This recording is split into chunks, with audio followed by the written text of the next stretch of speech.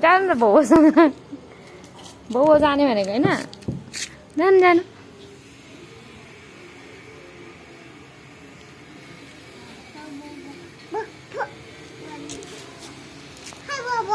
त्यही त बाउ बाउ जानु जानु बाउसित बस त बाउ बाउ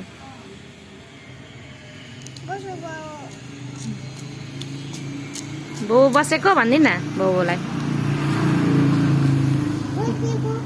बसेको बाउ भनिदिनु त ल गोच्छाइ रड हो त्यो इँटा हो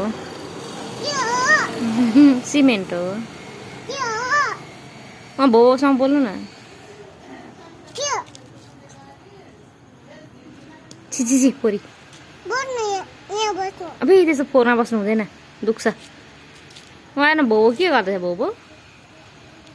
बाउले के गर्दैछ के गरेर बाउले यता हेरेर भन्नु त